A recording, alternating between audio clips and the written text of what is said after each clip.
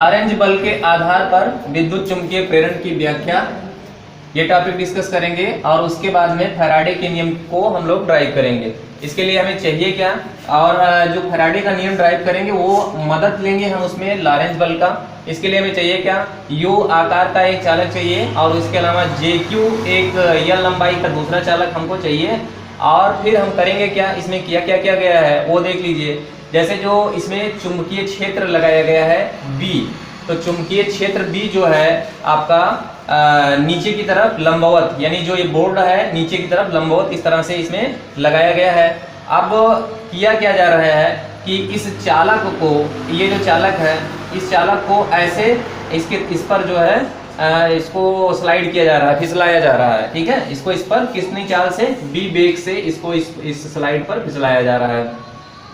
अब देखो होगा क्या कि जैसे ये आपका समझिए कि एक कुंडली है। कौन कुंडली है, JKON, एक क्वाइल बन गई है। और उसके बाद में चूंकि ये फ्लक्स रेखाएं जो है ऐसे गुजर रही हैं, मतलब फ्लक्स, ये भाई चुंबकीय क्षेत्र रेखाएं क्या है, फ्लक्स रेखाएं हैं, और फ्लक्स रेखाएं ऐसे ये गुजर रही हैं इसके लंबवत। तो होगा क्या, जैसे ही हम इसको आगे करेंगे, मतलब इधर इस तरफ विस्थापित करेंगे, ध्यान से समझिए इसको। जैसे ही हम इस JK जो हमारे पास ये चीज है, एक चालक है, जो उसको हम क्या करेंगे, इस दिशा में स्लाइड करवाएंगे, वैसे वैसे क्या होता जाएगा कि इधर से होकर के गुजरने वाला, मतलब किधर से होकर के, आप देखिए JKON, इसके क्षेत्रफल में वृद्धि होती जाएगी, अर्थात इस कुंडली के क्षेत्रफल में वृद्धि होती जाएगी। और जैसे जैसे ये कुंडली के क्षेत्रफल में वृद्धि होगी तो इधर से होकर के गुजरने वाला जो फ्लक्स है उसकी संख्या भी बढ़ती जाएगी। ठीक है, उसके क्षेत्रफल में वृद्धि होती जाएगी, और क्षेत्रफल में अगर वृद्धि होती जा रही मतलब कि फ्लक्स में परिवर्तन होता जा रहा है। सीधा सीधा समझिए कि ये क्या होता जा रहा है, फ्लक्स में परिवर्तन होता जा रहा है। मतलब पहले कुछ कम फ्लक्स इधर से गुजर रहा था, अब जैसे हमने थोड़ा सा इसको विस्थापित कर दिया, डिस्प्लेस कर दिया, थोड़ा सा और ज्यादा फ्लक्स इधर से होकर के गुजरने लगा।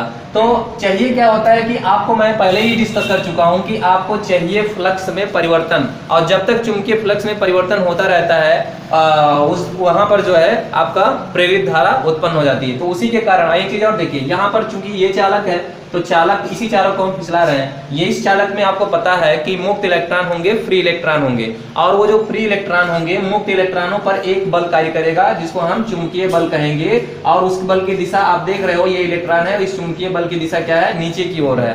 तो ये जितने भी इसमें इलेक्ट्रॉन है, मतलब इस JK चालक में जितने भी इलेक्ट्रॉन है उस पर एक फोर्स काम करेगा, चुंबकीय बल काम करेगा, जो सारे इलेक्ट्रॉनों को क्या करवाएगा, इस तरफ से इस तरफ की दिशा में मूव करवाएगा। ठीक है, और जैसे ही मूव करवाएगा तो क्या होगा कि जितने भी इसमें इलेक्ट्रॉन हैं वो कैसे गति करने शुरू कर देंगे, वो शुरुआत करेंगे J से, और J के बाद में K, और फिर उसके बाद में K से O, फिर O से N, और फिर वापस J के पास। कुछ इस तरह से, ऐसे इस तरह से एक लूप में वो ऐसे इस तरह से ये इलेक्ट्रॉनों की गति होगी, ये इलेक्ट्रॉनों की गति होगी। और आप जानते हो मतलब कि ये इलेक्ट्रॉनों की गति होगी, और जिधर करंट फ्लो होती है उसकी विपरीत दिशा में इलेक्ट्रॉन फ्लो करते हैं। अर्थात अगर इधर से इधर इलेक्ट्रॉन जा रहे हैं तो इसका मतलब करंट की डायरेक्शन किधर से किधर हो जाएगी, इस दिशा में ये करंट I की डायरेक्शन हो जाएगी। यानी जो प्रेरित धारा उत्पन्न होगी वो इस तरह से ऐसे इसमें उत्पन्न होगी। और इसके अलावा जो है इसमें आपका एक प्रेरित विद्युत वाहक बल उत्पन्न हो जाएगा। क्योंकि हम यहाँ पर जो विद्युत वाहक बल उत्पन्न हो रहा है वो इस चालक को स्लाइड करवाने के कारण, यानी गति करवाने के कारण जो है ये आपका प्रेरित विद्युत वाहक बल उत्पन्न हो रहा है। इसलिए इसे मोशनल EMF भी कह सकते हैं, यानी गतिमान जो है प्रेरित विद्युत वाहक बल भी कह सकते हैं, मोशनल बोल सकते हैं। तो इस तरह से ये चीज हो गई। कहने का तात्पर्य हमारे ये है कि जितना फ्लक्स में परिवर्तन इधर होता रहेगा, या जब तक फ्लक्स में परिवर्तन होता रहेगा तभी तक केवल प्रेरित विद्युत वाहक बल या प्रेरित धारा यहाँ उत्पन्न होगी।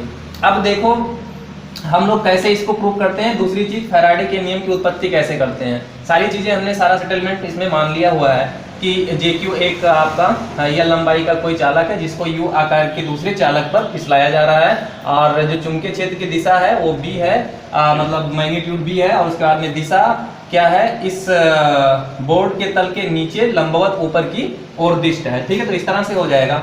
अब हम क्या कहेंगे कि अगर हमें निकालना है फैराडे के नियम की उत्पत्ति करनी, तो उसके लिए सबसे पहले हमें देखना पड़ेगा कि यहाँ पर कितना फोर्स काम कर रहा है, कौन कौन सा फोर्स काम कर रहा है। तो देखिए, अच्छा एक चीज और आप ध्यान दीजिए कि यहाँ पर जो प्रेरित धारा उत्पन्न हो रही, वो प्रेरित धारा क्यों उत्पन्न हो रही है उसको समझिए। प्रेरित धारा इसलिए उत्पन्न हो रही है क्योंकि वो जो है इसकी गति का विरोध कर रही है। किसकी गति का मतलब, वो प्रेरित धारा उत्पन्न हो रही है क्योंकि मैं जैसे इसको फिसला करके यहाँ पर ला रहा हूँ दूसरी पोजीशन पर, जे डैश के डैश पे पोजीशन पर ला रहा हूँ ना, उस दौरान ये फ्लक्स में परिवर्तन हो जाता है। फ्लक्स में परिवर्तन होता है, प्रेरित धारा उत्पन्न हो जाती है। प्रेरित धारा तभी उत्पन्न होती है, वो कारण का विरोध करती है। लेंज के नियम से ना वो क्या करती है, कारण का विरोध करती है, जिससे वो उत्पन्न होती है। मतलब वो कारण का विरोध इसलिए करती है ताकि जो आप कर रहे थे, जिसके कारण वो उत्पन्न हुई है, वो कारण आप ना करो, ठीक है, क्योंकि उसी का वो विरोध करती है।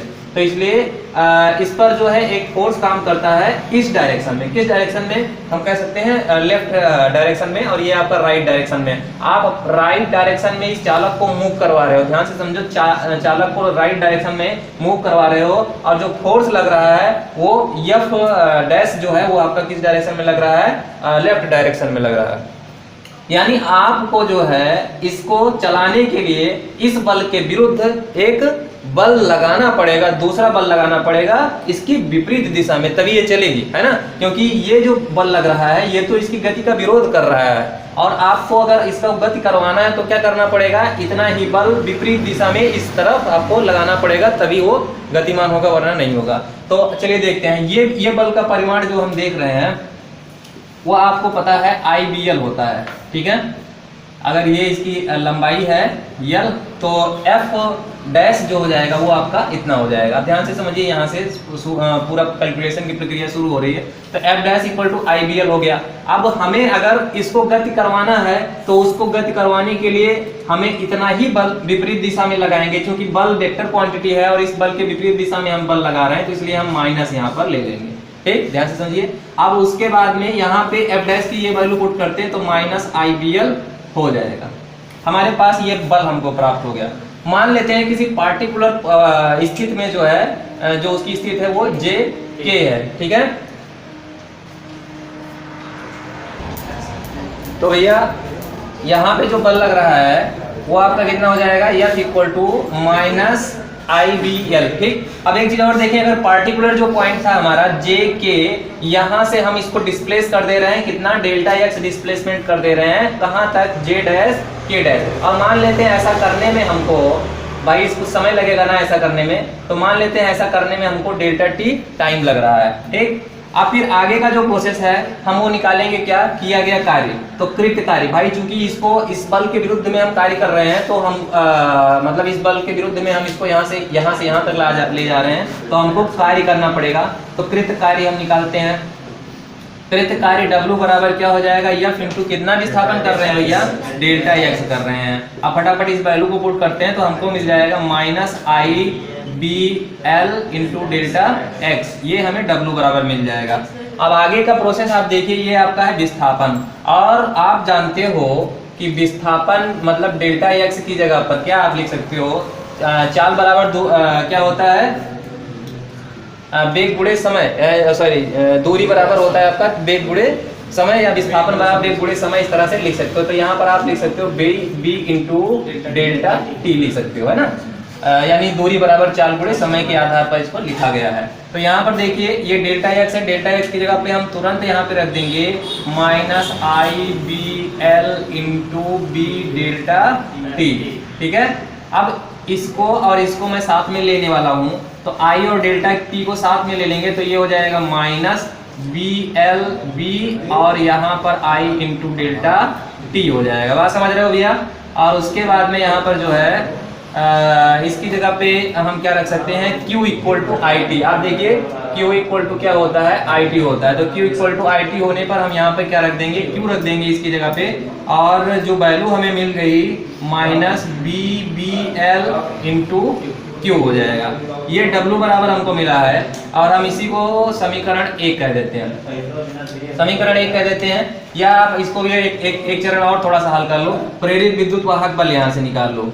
प्रेरित विद्युत वाहक बल यानी इलेक्ट्रोमोटिव फोर्स आपका जो हो जाएगा, EMF क्या हो जाएगा, विद्युत वाहक बल, तो ये प्रेरित विद्युत वाहक बल आपका कितना हो जाएगा, इसको आप लिख सकते हो E बराबर W बाई क्यू, ठीक है, ऐसा हो जाएगा। हम लोग पहले भी पढ़ चुके हैं ये चीज। तो प्रेरित विद्युत वाहक बल W बराबर E बराबर W बाई क्यू, और W की वैल्यू उठाओ यहाँ से और रख दो, minus B B L into Q upon Q, और ये क्यू क्यू कैंसिल हो गया, तो you will get U equal to minus B B L, ठीक है, कुछ इस तरह से। इसको बोलो समीकरण 1। अब देखिए सारा काम एकदम आसान हो चुका है हम लोगों का। आप फिर क्या करेंगे, देखिए हम जानते हैं, देखिए अब किताब में कुछ अलग तरह से ऐसे है, कई चीजें बढ़ाकर चढ़ाकर लिखी गई हैं, तो वो आपको थोड़ा हो सकता है कम समझ में आए, लेकिन इस तरह से करने पर एकदम स्टेप टू स्टेप आपको एकदम क्लियर हो जाएगा। यहाँ पर देखिए क्या कहेंगे, हम जानते हैं और निश्चित तौर पे जानते हैं फाई बी इक्वल टू होता है कितना, बी ए होता है। बी को ऐसे रहने देते हैं, ए की जगह पे हम लिखते हैं ए क्षेत्रफल है, तो क्षेत्रफल अगर हमें इसमें निकालना है, क्षेत्रफल में वो ऐसे होता है, यहाँ पर ये क्षेत्रफल में परिवर्तन, ठीक है, तो क्षेत्रफल में कितना परिवर्तन हो रहा है, डेल्टा एक्स लंबाई गुणे चौड़ाई, तो यहाँ पे हम लिख लेंगे ये चौड़ाई हो गई और लंबाई हम यल लिख लेते हैं, तो कुछ इस तरह से हो जाएगा। बात समझ रहे हो भैया।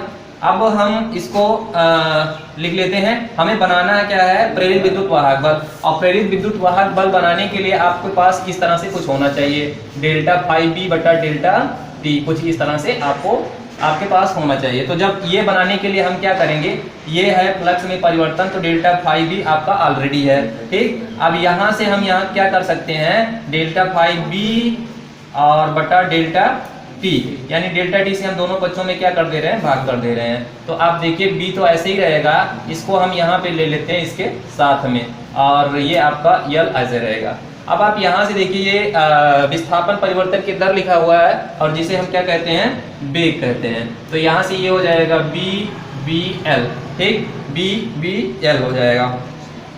अब समीकरण 1 से ये आप यहाँ से देखिए, ये है डेल्टा फाई बी बटा डेल्टा टी, और ये बराबर हो जाएगा डेल्टा फाई बी बटा डेल्टा टी, और ये बराबर हो जाएगा बी इंटू ये क्या है, बी हो जाएगा, और उसके बाद में एल हो जाएगा। ये चीज हमें मिली समीकरण 2, ठीक। कर देंगे समीकरण 1 और 2 से, तो समीकरण 1 और 2 का अगर हम इस्तेमाल कर रहे हैं, तो हम इसकी जगह पे यहाँ से अगर हम निकालें तो बी बी एल की जगह पे माइनस ई रख सकते हैं, ठीक। तो फटाक से यहाँ पे पुट कर दीजिए इस वैल्यू को, ये हो जाएगा minus E equal to delta phi B बटा डेल्टा टी, कुछ इस तरह से हो जाएगा, या हमारा ये आ जाएगा E equal to minus delta phi B बटा डेल्टा टी। और आपको पता है कि यही जो है फैराडे का नियम, समझ रहे हो ना, इसी में अगर हम फेरों की संख्या से गुणा कर देते हैं कि अगर कुंडली में फेरों की संख्या n होती है, ये पर्टिकुलर एक कुंडली के लिए है, क्योंकि यहाँ पर हमने एक ही कुंडली ली हुई है, एक ही कॉइल है, तो इसलिए हमारे पास E बराबर minus delta phi B by delta T आ गया।